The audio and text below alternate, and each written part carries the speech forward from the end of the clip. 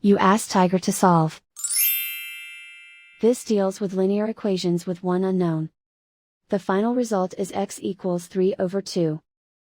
Let's solve it step by step. Simplify the expression. Group like terms. Simplify the arithmetic. Group all constants on the right side of the equation. Add 9 to both sides. Simplify the arithmetic.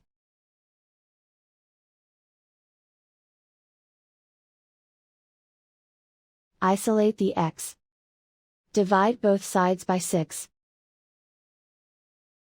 Simplify the fraction. Find the greatest common factor of the numerator and denominator. Factor out and cancel the greatest common factor. And so the final result is x equals 3/2.